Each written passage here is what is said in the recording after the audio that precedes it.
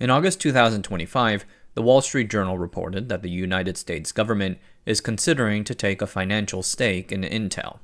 A bit later, Bloomberg reported that the US government is looking to take a 10% stake via CHIPS Act money. The Intel situation is fluid, and my style of work is not suited for these strange 24-second news cycles nowadays. Things change on a dime. But I have an idea that I want to write about. One of Intel's problems is that its old monopoly is dying. So to revive it, I think Intel should get access to Nvidia's crown jewels. In today's video, a modest proposal regarding Intel. By the way, I just want to let you guys know that I'll be in Arizona for Semicon West in early October. If you're going, shoot me an email and let's meet up. So what seems most likely about to happen is that the United States government and a few aligned investors first take a stake in Intel. The government puts up money to finish the fab in Ohio, then raises tariffs to a high number with some carve-outs to satisfy the crowd, and then they will apply pressure to the tech giants to get them to throw some orders at Intel Foundry. There's a comment on the Wall Street Bets thread on the story that succinctly lays down the sentiment.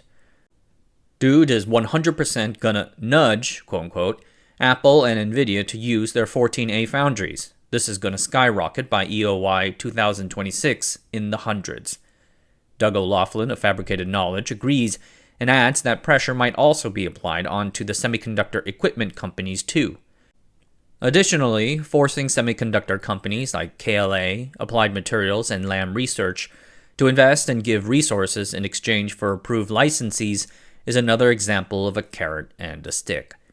A few companies have already started to turn on this perceived trajectory. For instance, just as I write this, Intel has announced that SoftBank agreed to make a $2 billion investment into them. Considering how Masa invests, I'm not surprised he's first through the gate.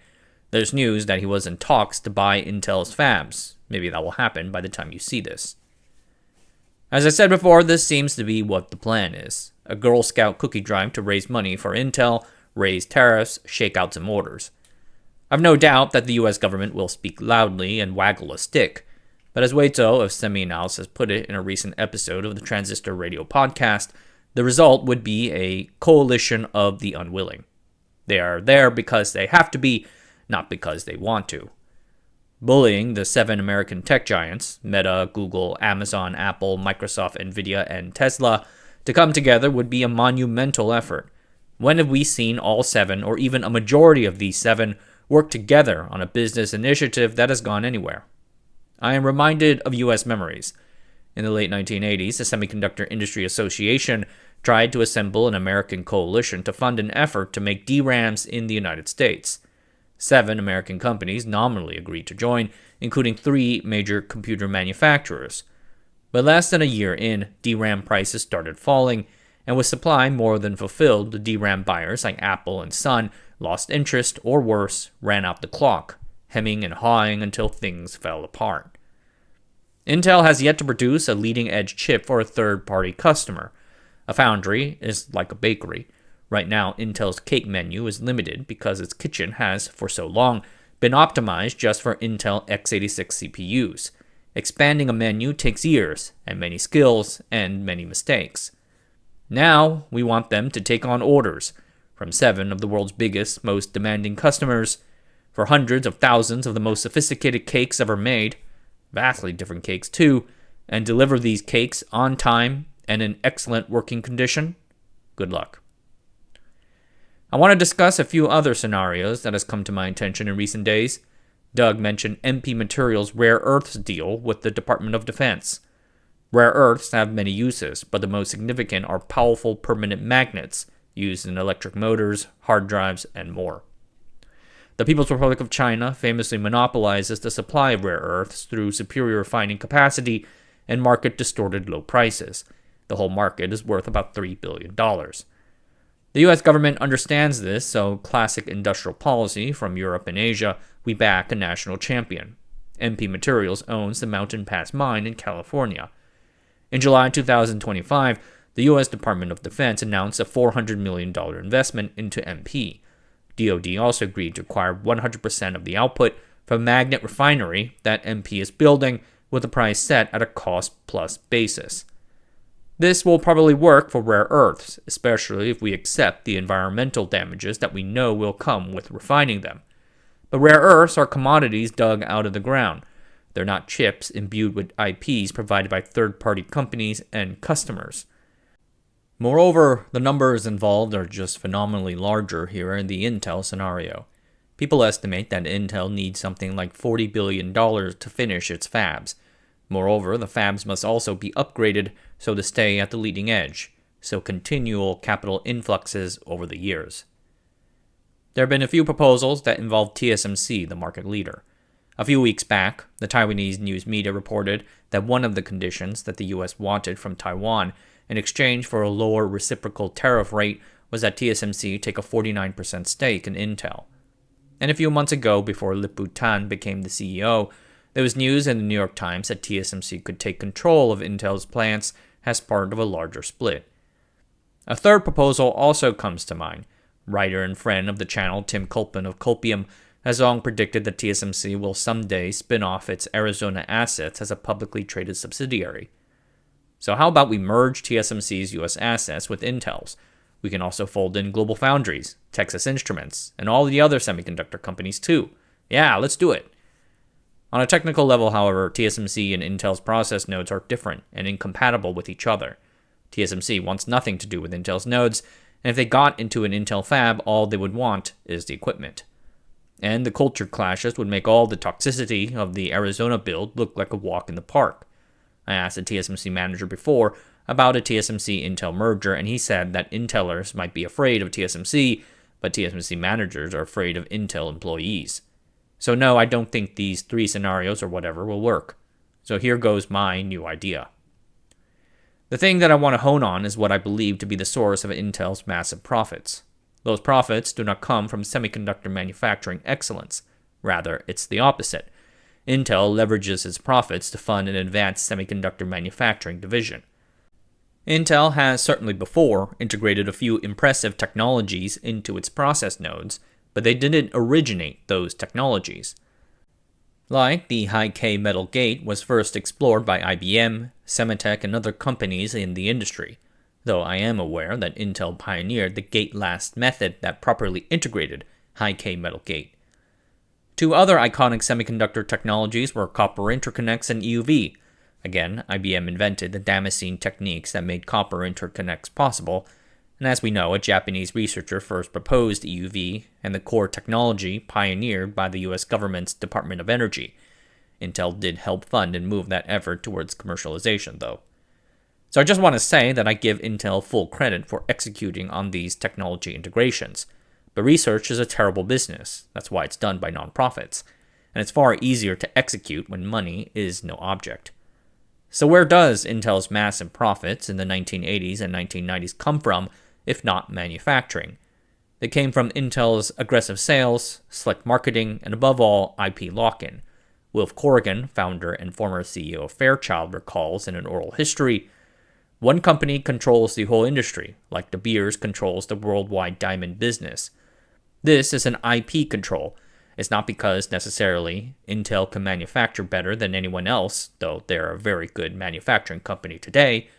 It's really the control of the IP, the intellectual property, the patents, the legal position, the copyright control, and so on, which nobody's been able to break."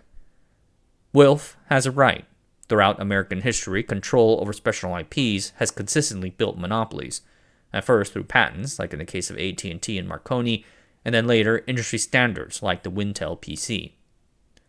Intel funds its fabs through its grip on IP, that special IP being its x86 instruction set architecture, that set of special instructions that a software can tell a CPU's hardware to perform on data, first implemented with microcode. When x86 lost its place in the computing world, thus so did Intel. So, what can we do? If we can't bring back the x86 monopoly for Intel, how about we gift them a franchise that is just as profitable? At an AI summit in July 2025, Trump told the audience that he considered breaking up Nvidia to give them a little competition, but aides told him it was not so easy or something like that.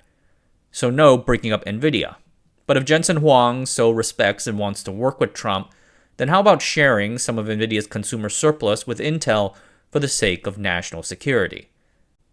I hearken back to the 1960s and 1970s, when the US military and large companies demanded that their semiconductor suppliers strike second sourcing deals with second sourcers, often another large semiconductor company. So the original owner licensed over their technology to the second sourcer, done via a transfer process. One of the most famous such deals took place in 1976 and then 1981. As a condition of putting an Intel CPU inside their PC, IBM demanded that Intel license and share their chip technology to a second source. That turned out to be AMD and helped make AMD the critical second source for x86 chips in the 1980s. Nvidia's edge over other AI chip companies like AMD is its proprietary software framework, CUDA. CUDA exhibits exceptional robustness, maturity, and backwards compatibility as compared to competing frameworks, and it is the basis of Nvidia's 80% gross margins. So, the idea is, Nvidia issues Intel a license for the IPs and patents in the Nvidia CUDA and AI ecosystem and does a technology transfer, with the goal being that Intel can produce Nvidia-compatible chips in their American fabs to be sold as a second source. That Intel-AMD deal was structured as a mutually beneficial exchange of products based on those products' complexity and design effort as defined by a formula. So, if they'd like, they can have Intel issue an x86 license to Nvidia in return. Nvidia sells a CPU of their own called Grace, and they apparently bundle it together with their GPUs. If you buy the GPUs, you have to buy the CPUs too. Grace isn't an x86 chip, and I highly doubt that Nvidia will want to convert it over to x86, but perhaps they do it to expand the x86 ecosystem. I don't know. I'm just throwing out ideas here. I don't know how much of the AI accelerator market that Intel can expect to get with its Nvidia compatibles. Nvidia made $150 billion in revenue and $89 billion in profits over the past 12 months. Let's assume that's the current market. Go back to the IBM PC. The PC compatibles took roughly about 30% in their first year, and 40% their second, as guys like Compaq, Columbia Data, and others entered. So let's say the compatibles get 20 to 30% of the AI chip market to be conservative. That's $30 to $45 billion of product revenue potentially each year, enough to fund Intel's factories so long the AI boom continues. Nvidia's gross margins and revenues will of course fall, but margins were pushing 80%, so I think they remain one of the world's largest companies by market cap. So I reckon they'll be fine. Maybe they can get a tariff credit or something. So I want to emphasize this is just a crazy idea. There will, of course, be many legal and technical objections, so most likely the government just does the obvious thing, the stuff we talked about earlier. But there are a few reasons why I like this idea so much. For one thing, it exercises both the company's product and manufacturing sides. With all the talk about national security, Intel's product half has sort of faded out of the conversation, but the products still matter. It was one of the first things mentioned by the board at Gelsinger's retirement announcement. Products lead the way. An Nvidia second sourcing agreement allows Intel product to develop an in-demand, leading-edge product, but do it in the way that they are familiar with, by working closely with their folks at manufacturing. And Intel manufacturing can get comfortable working with its internal customer on a technically demanding high-volume product to clear the pipes and get its kitchen ready for opening to outside customers. No dealing with 7 very mean tech giant customers. Another thing I like to add is that second sourcers can help improve the overall ecosystem to everyone's benefit. If AI is going to create an intelligence explosion, then it would be nice to have more than just Nvidia in there. This is more than by just cutting prices. They can also contribute, technically. AMD, the once second source copycat, has contributed several things to the x86 framework that were licensed back to Intel, like AMD 64. And finally, this whole idea has this sort of teach a man to fish thing. Intel's problems are so big that just repeatedly giving them fishes, i.e. cash infusions, will not solve the core issue at hand. We help them by teaching them a productive business. That has been the problem all this time. So let's make Nvidia share theirs. Alright everyone, that's it for tonight. Thanks for watching. Subscribe to the channel, sign up for the Patreon, and I'll see you guys next time.